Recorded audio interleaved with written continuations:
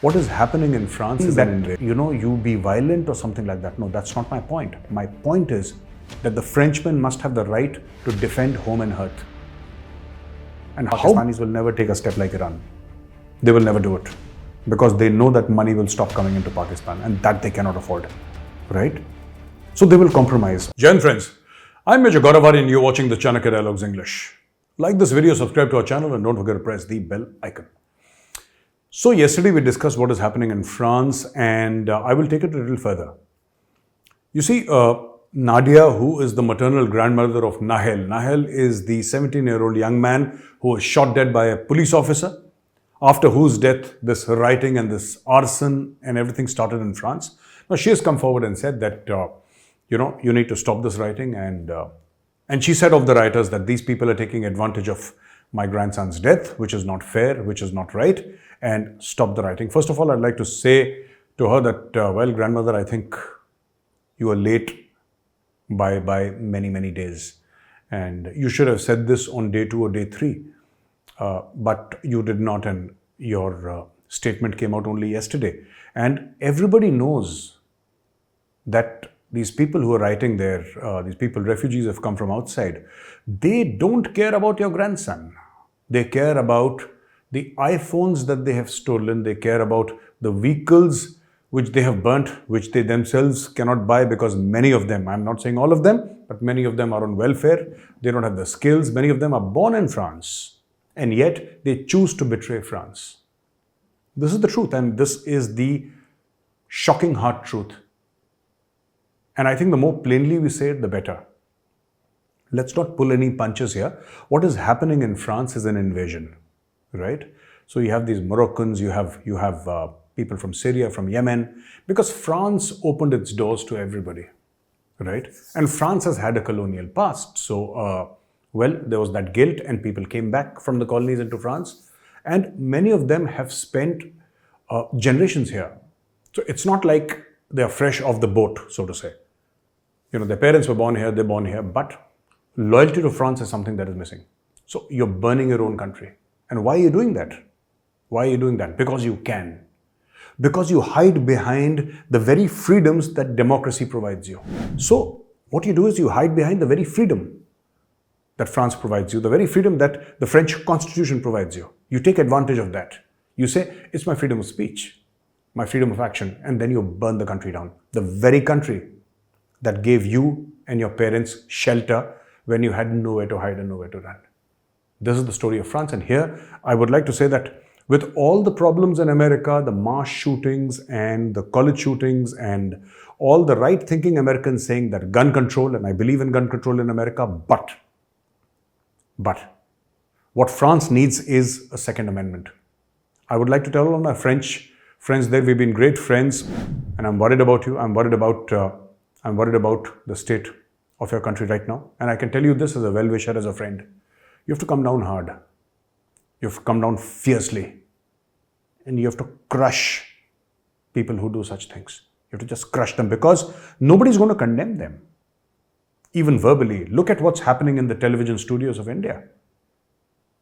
The left wing and the radical Islamists have joined hands and they're actually celebrating the burning of France. They're celebrating it. People like me grieve when France is hurt. They celebrate. They're celebrating here in India. They're celebrating in Europe. They're celebrating in the United States of America. And these people understand the language of violence. I'm not saying that, you be violent or something like that. No, that's not my point. My point is that the Frenchmen must have the right to defend home and hearth. And how will you be able to defend home and hearth if you're not armed? What France needs is something like the Second Amendment. Otherwise, these guys are going to just take over your country one day. And you'll have you're helpless. Your police is helpless in front of them. Tomorrow, anything else can be a trigger. That policeman, he should be sent to jail.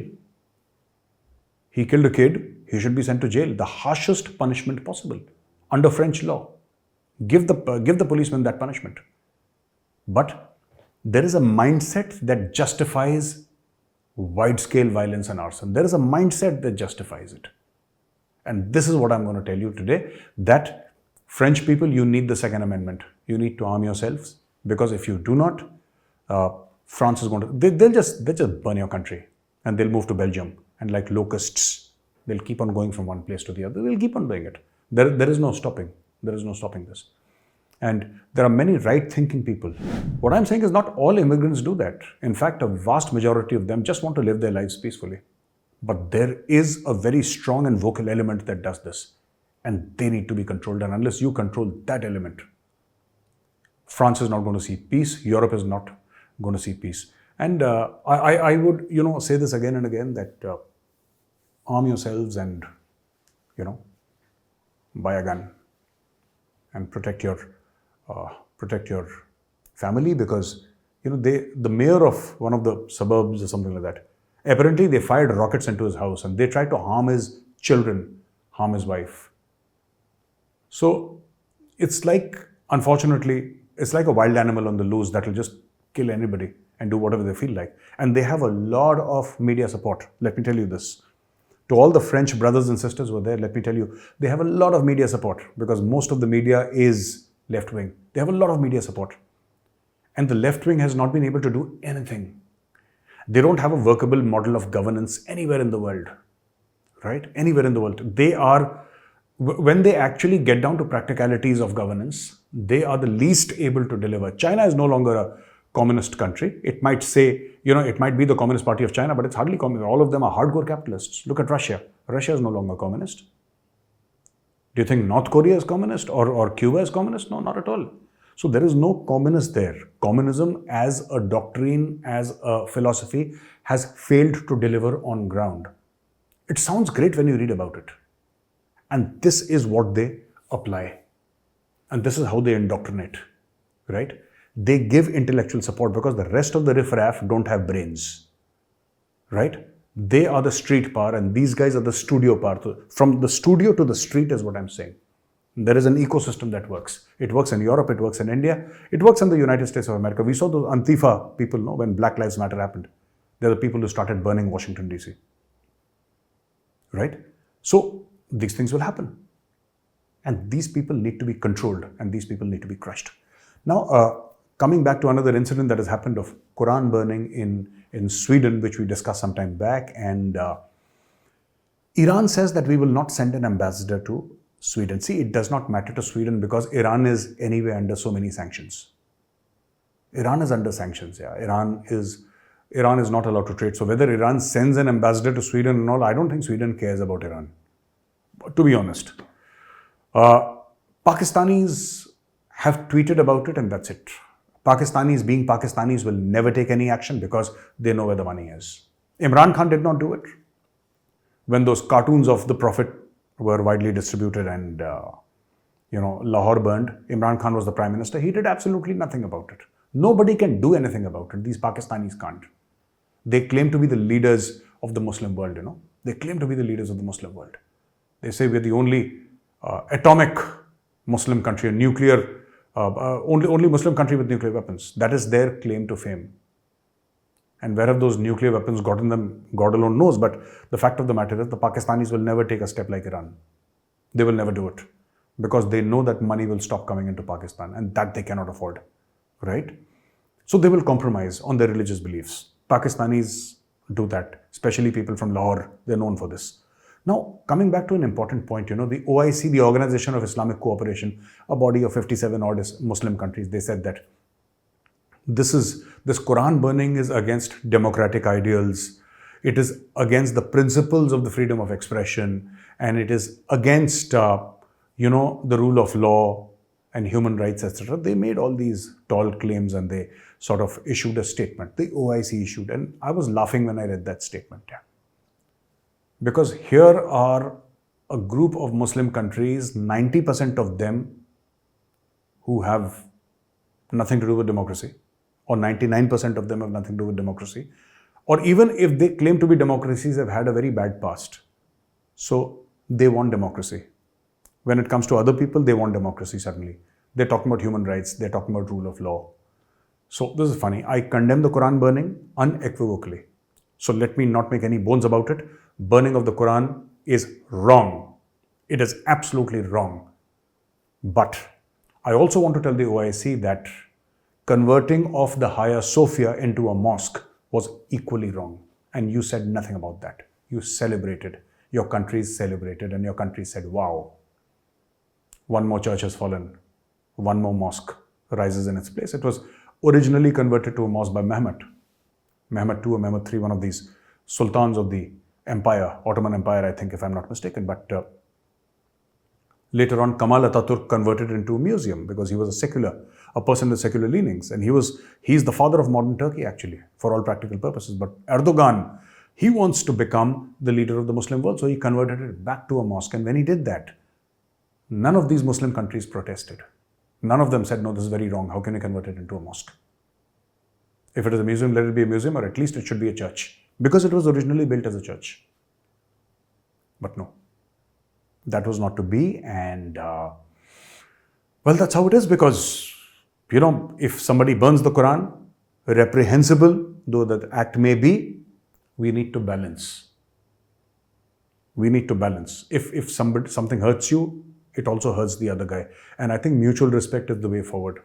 You can't not have mutual respect. You can't celebrate the converting of a Hagia Sophia into a mosque and say that, hey, bravo, I think this is excellent. Wow, well done. Well done, Erdogan.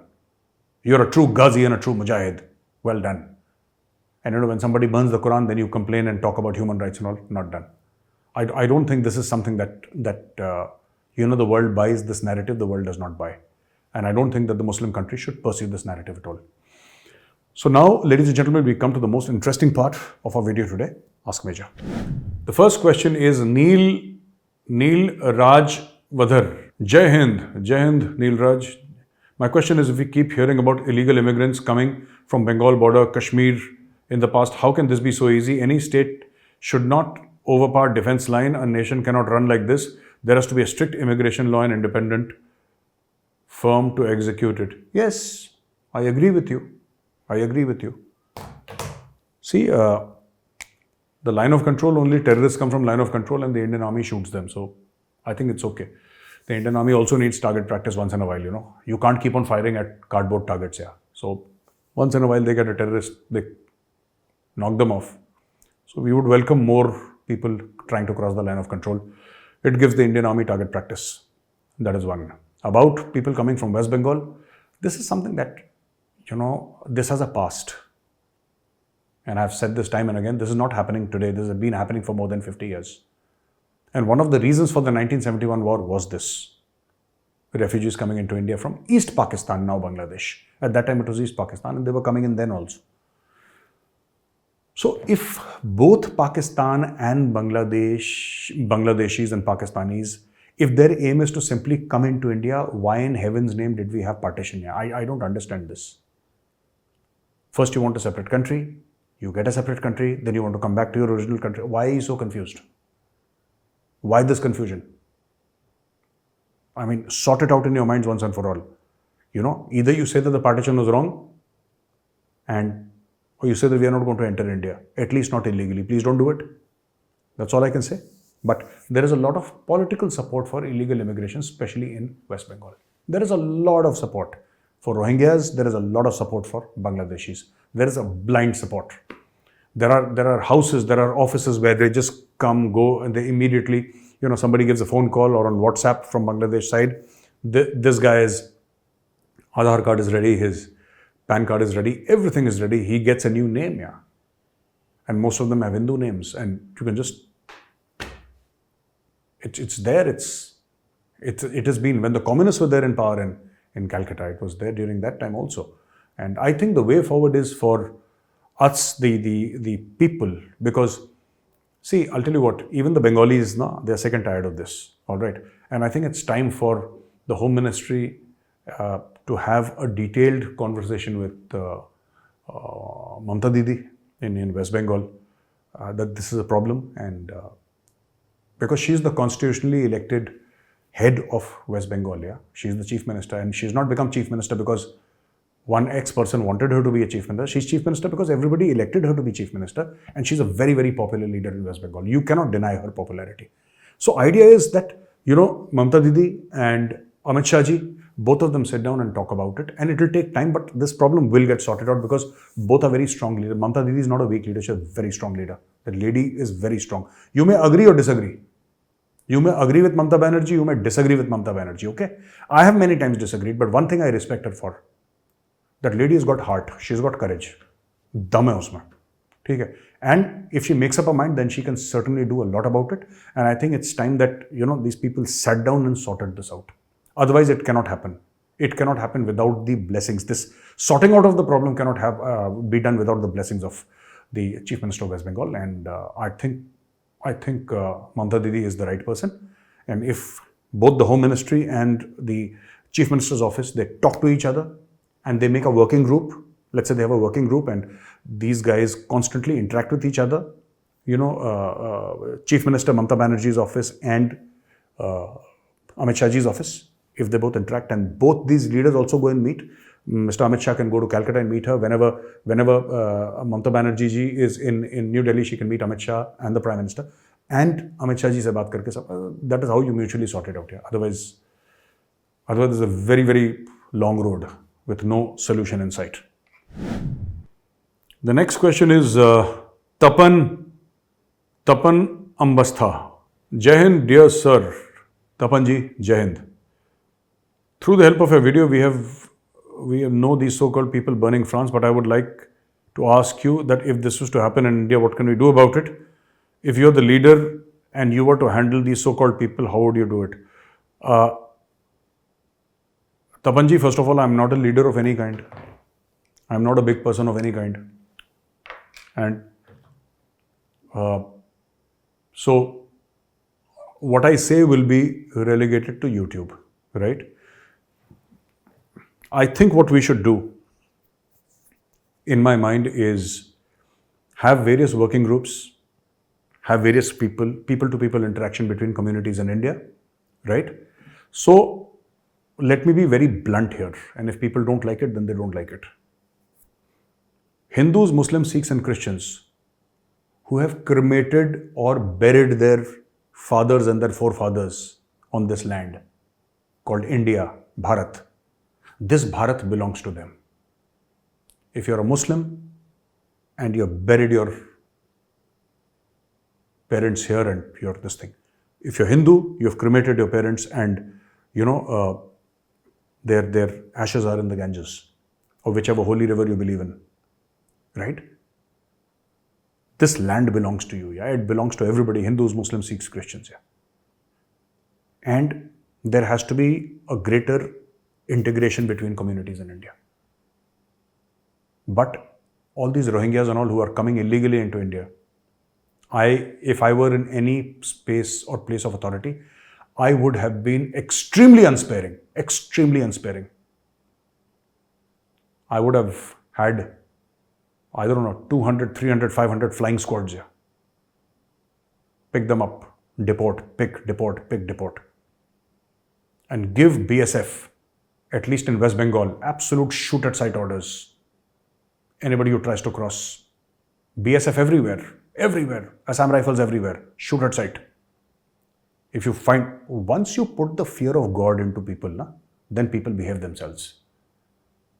Here, problem is that if BSF does something, there is a political procession against the BSF. So please don't, many people say, how can it happen that the BSF is there on the border and people are, it's not so easy that BSF is there and people are crossing, and how can the BSF allow? BSF is not allowing anybody. When you get into the details, then you'll realize it's a massive problem. Even it's a big headache for the BSF. And it's not like the BSF is having fun there. Even they are not enjoying it. It's a highly charged political problem. And the politics is happening inside India. It's not Bangladeshi politics. Or it's not Myanmarese politics. Or it's not politics from XYZ. This is happening in India. That politics is being played out in India. Anybody who tries to enter India without a valid visa, you have to do it for some time. And then things will cool down. So ladies and gentlemen, thank you very much for watching this video. If you like this video, press like. Don't forget to subscribe to our channel and don't forget to press the bell icon, especially those people who have been watching. They've been watching our videos but have not subscribed. I would request you, please subscribe. Thank you once again. I'll catch you again tomorrow. Till then, have a great day. जय हिंद, वंदे मातरम, भारत माता की जय.